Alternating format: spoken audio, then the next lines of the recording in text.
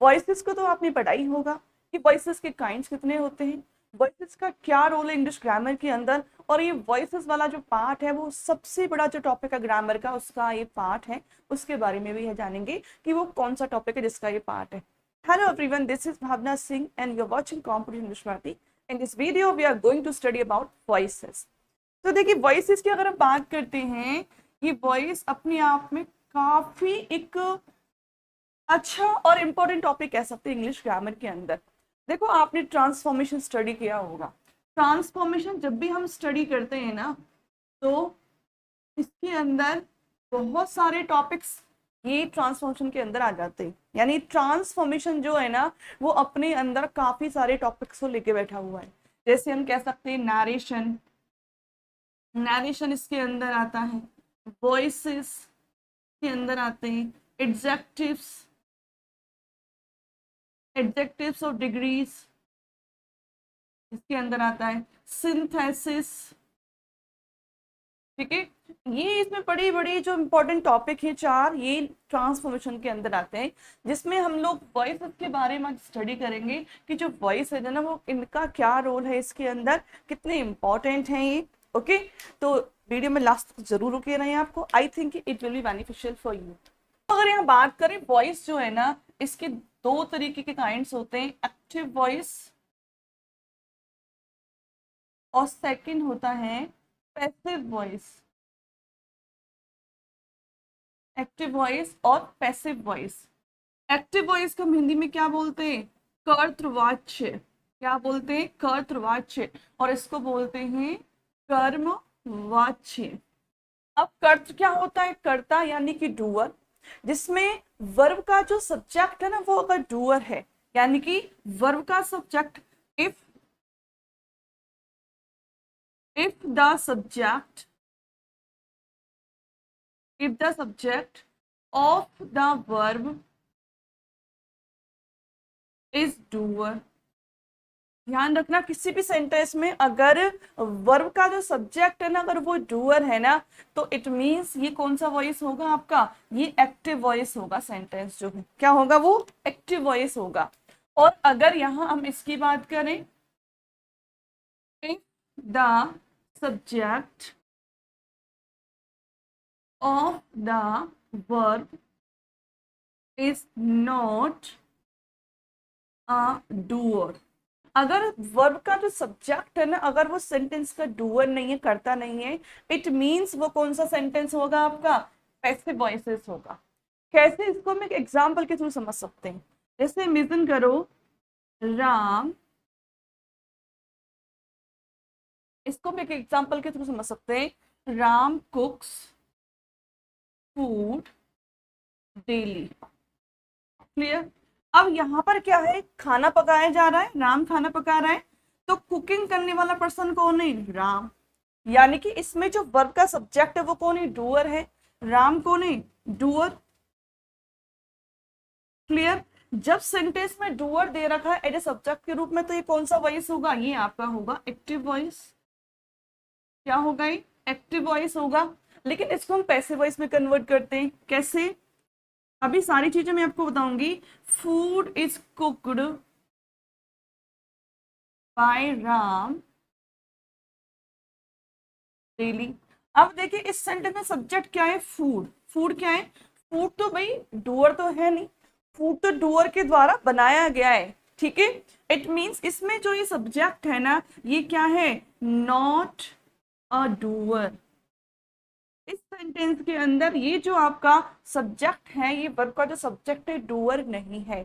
और जब ऐसा होता है तो वो सेंटेंस होता है आपका पैसिव वॉइस।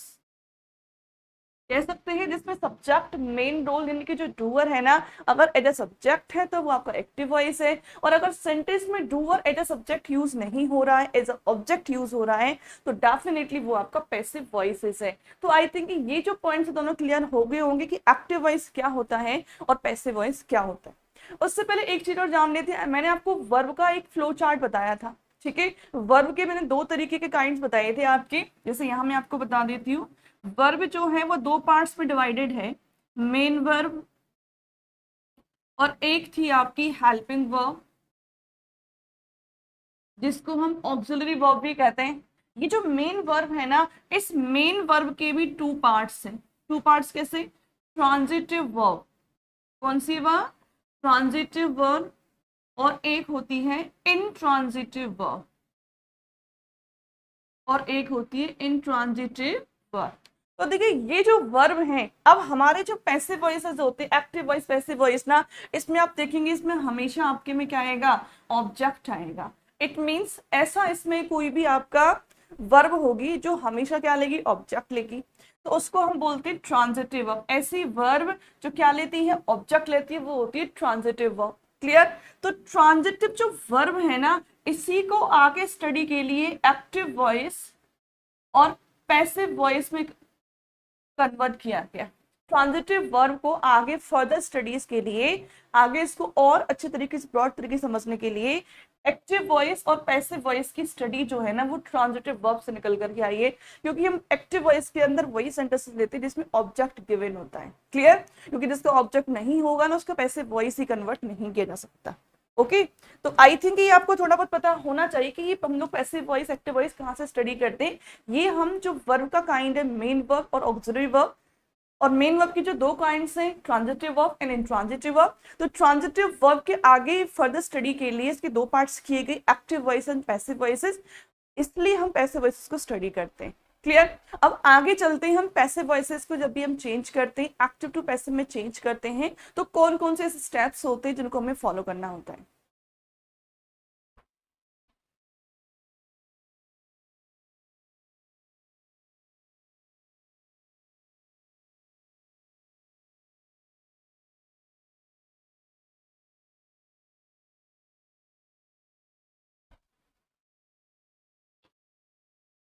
देखिए when we change from active to passive, they are three something steps होते हैं इसके। तो इन थ्री स्टेप्स को हम जान लेते हैं पहले तो, कि जब भी हम चेंज करते हैं, when we change from active to passive, okay, तो there are some steps, there are some steps. Number one होता है जो उसका पहला स्टेप है, कि इसमें हम जो आपका ऑब्जेक्ट है उसको क्या बना देते हैं? सब्जेक्ट बना देते हैं। Clear? Make a subject, make a subject of an object,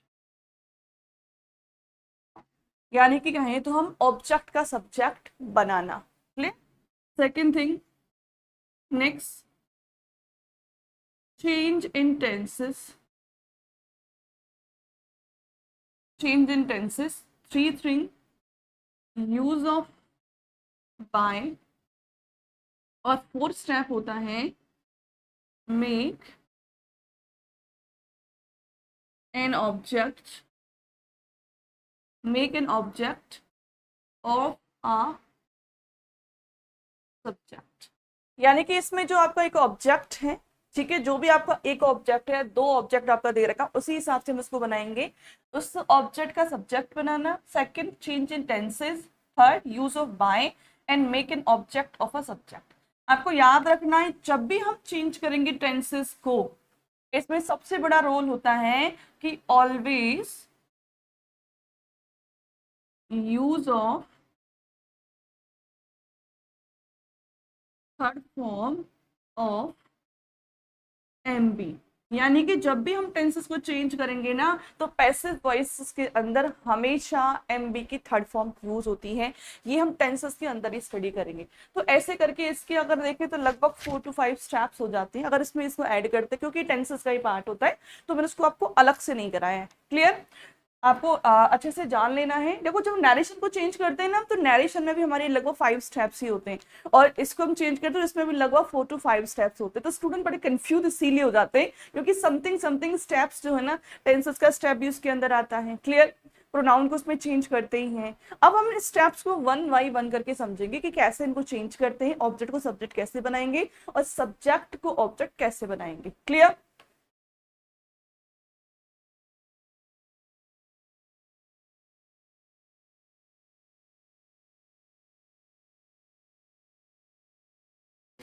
देखिए आपके सामने एक छोटा सा सेंटेंस लेती हूं मैं, Ram gave a book yesterday. एक सेंटेंस है छोटा सा, इसको हम कन्वर्ट करते हैं पैसिव वॉइसेस में। इसके 3 जो स्टेप्स मैंने आपको बताए हैं, 4 स्टेप्स, उनको इसके अंदर हम फॉलो करेंगे। देखिए पहले तो इसमें हमें फाइंड आउट कर लेना है कि इसके अंदर सब्जेक्ट क्या है और ऑब्जेक्ट क्या है। If you don't know in the sentence that what is subject and what is object, then you are unable to change from active to passive. अगर आपको ये नहीं पता ना कि सेंटेंस में सब्जेक्ट क्या और ऑब्जेक्ट क्या है, तो भाई दूर ही रहो पैसिव वॉइसेस से, आप नहीं कर सकते। क्यों? क्योंकि you should know about the subject and object in the sentence जो आपको दिया हुआ है। तो देखिए सबसे पहले डूअर कौन है? राम। ओके, वर्ब क्या है? गेव। ये तो आपका डूअर हो गया, नहीं सब्जेक्ट हो गया, ये आपकी वर्ब। और आप बुक क्या है? ऑब्जेक्ट है। और ये आपका टाइम एड वर्ब है। हमारे सबसे जो इंपॉर्टेंट रोल प्ले करना है सब्जेक्ट का, वर्ब का, ऑब्जेक्ट, इन तीनों का होना कंपलसरी है। और अगर तीनों में से कुछ भी नहीं है तो पैसिव वॉइस नहीं बन सकता। क्लियर? अब देखिए जब इसको हम पैसिव में चेंज करेंगे, पैसिव का फर्स्ट स्टेप क्या था कि हम ऑब्जेक्ट को सब्जेक्ट बना देते हैं। देखो पहले आप ये जान लीजिए कि आप फाइंड आउट कैसे करोगे कि इसमें ऑब्जेक्ट कैसे है। देखो अगर आप ऑब्जेक्ट नहीं जान पा रहे हो ना, तो आप व्हाट से क्वेश्चन कीजिए, व्हाट से या होम से। किससे क्वेश्चन करना है आपको? व्हाट से या होम से। जैसे राम ने कल क्या दिया? व्हाट। क्या दिया? बुक दिया। राम ने कल बुक किसको दी? या तो आपके लिए एक ऑब्जेक्ट ऐसा आएगा नॉन लिविंग, या फिर आपके लिए कोई लिविंग ऑब्जेक्ट जिसको हम कह सकते हैं इनडायरेक्ट ऑब्जेक्ट। ओके, वो भी हम आगे स्टडी करेंगे।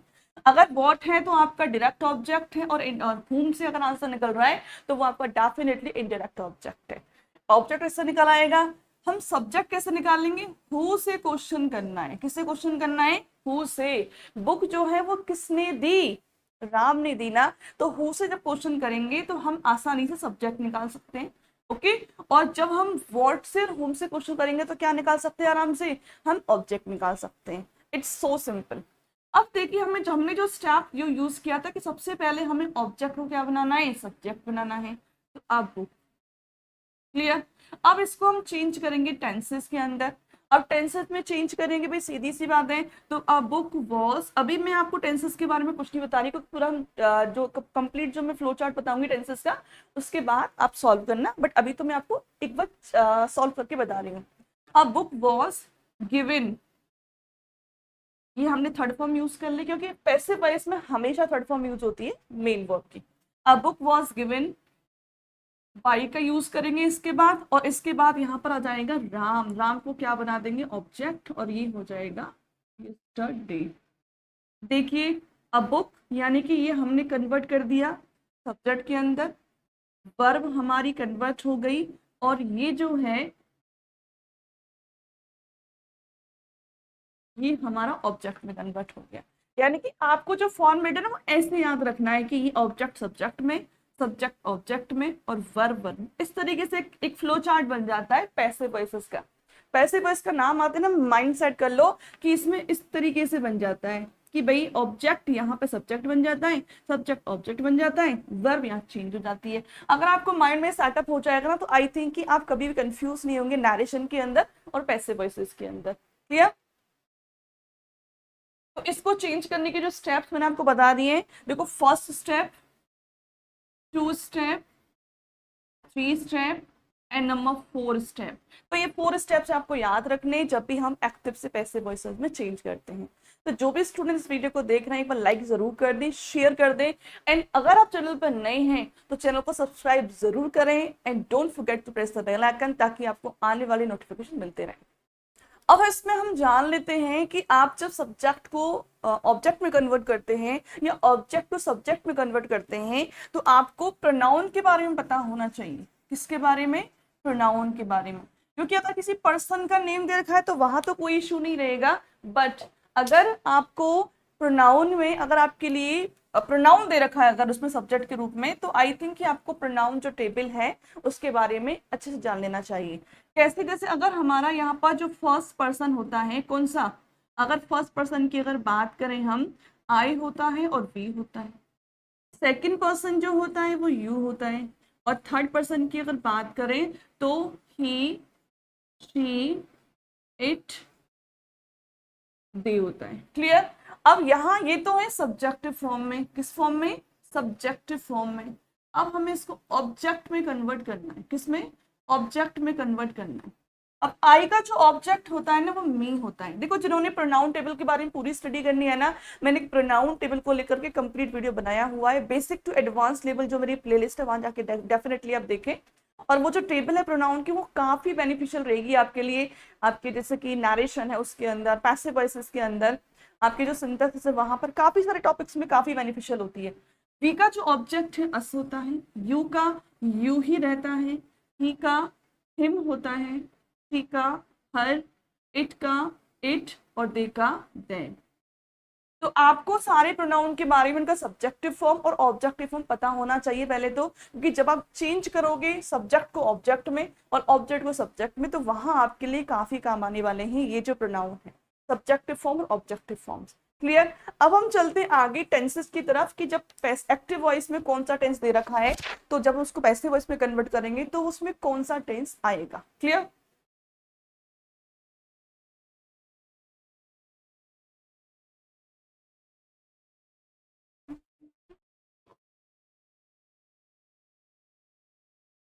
when we change when we change from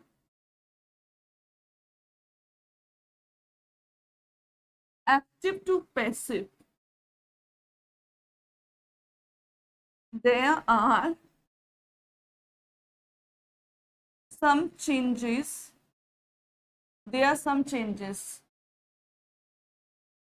in tenses. किसकी बात कर रहे हैं? बेसिकली यहाँ पर हम टेंस की बात कर रहे हैं कि टेंसेस के अंदर कौन कौन से चेंज होंगे। तो देखिए एक हम टेबल बना लेते हैं, इधर तो लिख लेते हैं एक्टिव और इधर लिख लेते हैं पैसिव। क्लियर?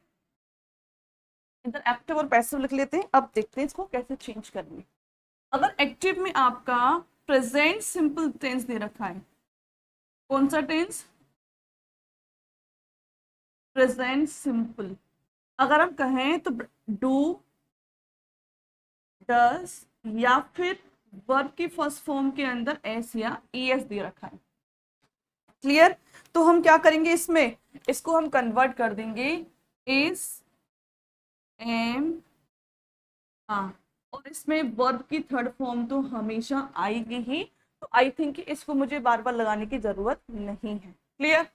पॉइंट नंबर 6, अगर यहाँ प्रेजेंट कंटिन्यूअस दे रखा है, क्या दे रखा है, या फिर कहें इस एम आर दे रखा है, तो इसमें कन्वर्ट हो जाएगा क्या, इसमें हम बीइंग प्लस लगा देंगे।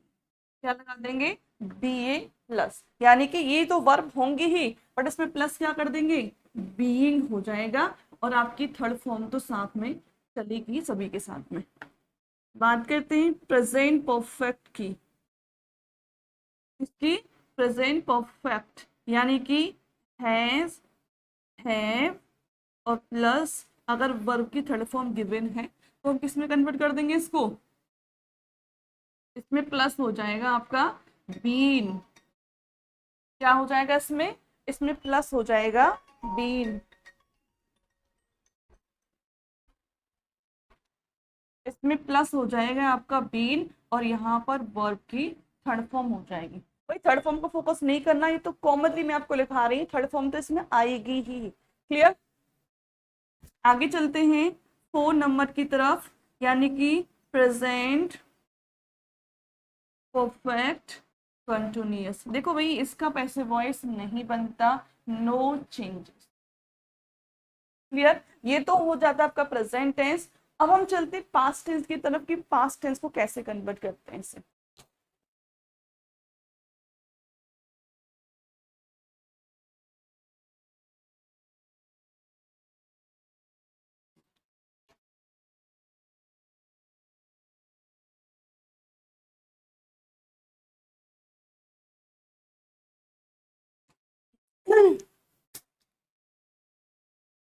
देखिए अगर हम पास्ट टेंस की बात करते हैं तो देखिए पास्ट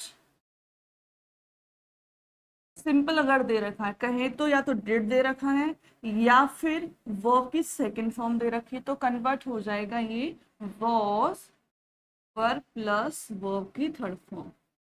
नेक्स्ट अगर हम बात करते हैं यानी पास्ट कंटिन्यूअस, किसके बारे में? Past continuous. ये कन्वर्ट हो जाएगा, यानी अगर इसमें वॉज दे रखा है और वर दे रखा है, प्लस वर्ब की फर्स्ट फॉर्म में क्या दे रखा है? आईएनजी गिवन है, तो कन्वर्ट हो जाएगा, यानी प्लस कर देंगे इसमें हम बीइंग और प्लस वर्ब की थर्ड फॉर्म। बात करते हैं 7 नंबर, यानी कि past perfect. Past perfect had plus verb की थर्ड फॉर्म। देखो दोनों को मैं क्यों लिखा रही हूँ, क्योंकि बच्चों को दोनों को पता होना चाहिए कि इस टेंस का नाम ये है, इसमें ऐसी वर्ब यूज होती है। तो इसमें हम कर देंगे प्लस बीन। क्या यूज हो जाएगा इसमें? प्लस बीन यूज हो जाएगा और वर्ब की थर्ड फॉर्म। क्लियर? और 8 नंबर की बात करें हम, पास्ट परफेक्ट कंटिन्यूअस, ये नो चेंजेस।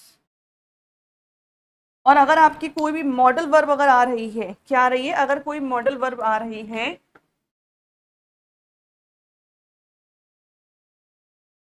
मॉडल वर्ब तो जानते ही नहीं आप कौन सी? Can, could, may, might, will, would, shall, should, की कोई भी मॉडल वर्ब अगर आपकी आ रही है तो उसमें क्या कर देंगे? प्लस बी और प्लस वर्ब की थर्ड। इसमें बी ऐड हो जाएगा मॉडल वर्ब्स के अंदर। अब मॉडल वर्ब में आपकी कौन कौन सी वर्ब्स आती है देख लीजिए। कैन है, could, shall, should, will, would, may, might, इनमें से अगर कोई मॉडल वर्ब आपकी आ रही तो इसमें क्या कर देंगे हम? प्लस बी ऐड कर देते हैं और वर्ब की थर्ड फॉर्म आ जाती है। तो ये तो हो गई आपके वॉइसेस के चेंजेस। और आज का जो वीडियो है उसमें मैं सिर्फ इतना ही करा रही हूँ। बाकी नेक्स्ट जो वीडियो आने वाला है पैसे वॉइसेस का, जिसको हम कह सकते हैं पैसे पैसे वॉइसेस का सेकंड पार्ट कह सकते हैं, उसमें लेकर के आऊंगी रिमेनिंग चेंजेस ऑफ पैसे वॉइसेस। तो आज की वीडियो में इतना ही, मिलते हैं नेक्स्ट वीडियो में, तब तक के लिए बाय बाय।